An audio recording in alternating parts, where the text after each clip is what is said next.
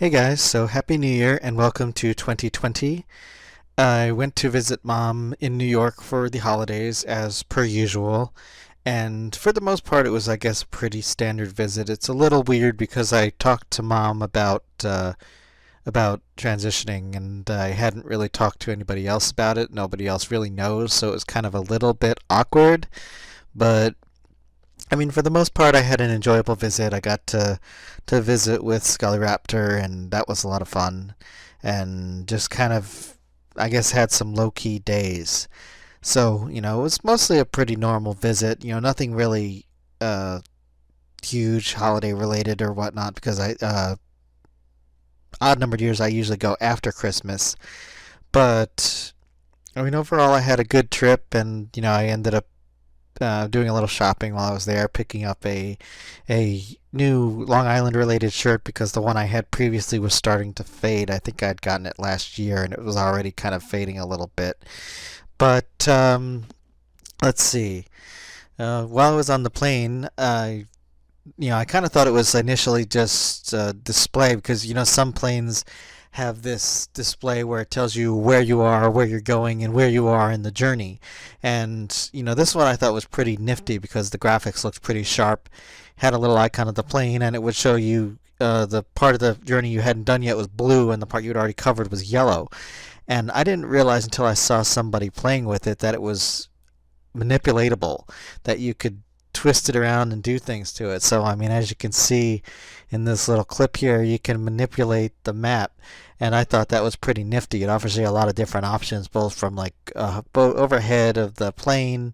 You can look at the route it's taking, so you were able to see where you were in real time, which, most of the time I think on previous flights I had been able to sometimes see where you are on an overhead map, but that was about as close as it would get. So, that was kind of nifty.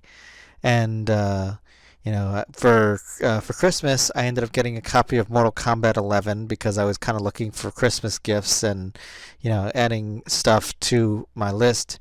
And I inadvertently asked for a copy from both my mom and from Strag, so I inadvertently ended up with two copies. Now, I didn't realize at the time, but one of the copies was from the UK, and I did not take note who had sent me the copy that ended up being the British version. And it wasn't like it really made a huge big deal, but I later discovered, according to what I learned from some research, is that while the games themselves are not region locked, evidenced by the fact that I was able to play a British Mortal Kombat on the Americanized system, but apparently the DLC is. So the DLC I had purchased wasn't downloading into the software, and I couldn't figure out why. And I did all the steps it tells you to, re-establishing the licenses and a few other things. And I later discovered, after I forget exactly how I had found this out, but I discovered that the system which discussed the rating was the UK version, and it was suggested somewhere in my research that that could be why, because if it was a UK version and US DLC, it wouldn't be compatible. Now, originally I was planning on giving the extra copy I had to Richard Renard, aka Nerdy Tiger Fox, because what am I going to do with two copies of the game? It seemed more effort than it was worth to return one copy, so I was kind of figuring, well, I can at least see if he doesn't have one, and, I offered to give him the extra copy. When I realized that this would be a problem for him as well, I kind of felt like, yeah, I didn't want to keep the U.S. copy and foist the British copy on him.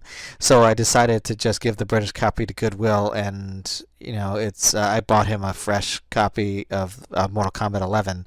So it wasn't too expensive, so I figured I would just get him a copy. And I don't feel too bad about giving the UK version to Goodwill because if they can utilize it, then somebody can hopefully get some enjoyment out of it. And I mean, I don't know if I could have returned it at this point anyway. But that being said, I can't use it, so hopefully somebody else can.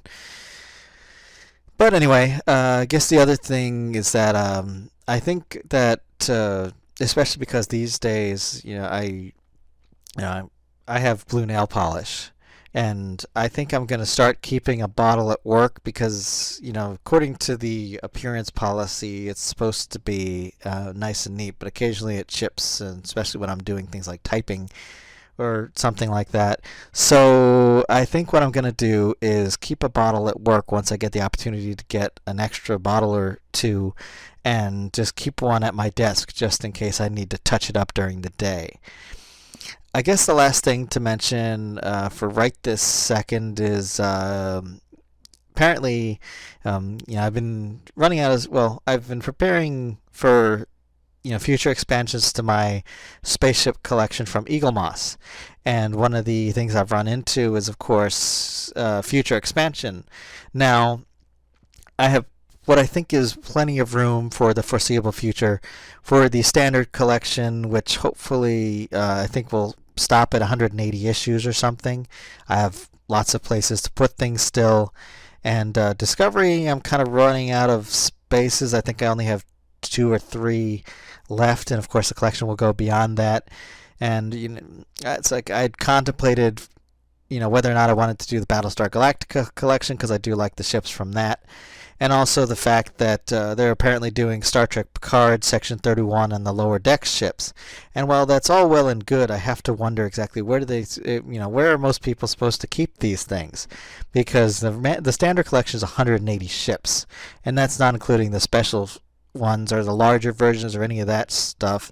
Then there's Discovery, which are all generally larger size just to get the kind of detail that they need. So, I'm kind of wondering, the average person, how are they supposed to keep all these ships on display? At some point I might have to, for example, maybe keep some of them in the box and like rotate them in and out. Of course, that might be a little bit of a problem now because not foreseeing this possibility, I didn't really particularly organize the boxes in any particular way, and unfortunately for me the packaging is not specifically labeled, I suppose, to make it easier on their end for assembly because they're all approximately the same size about what ship goes in what container.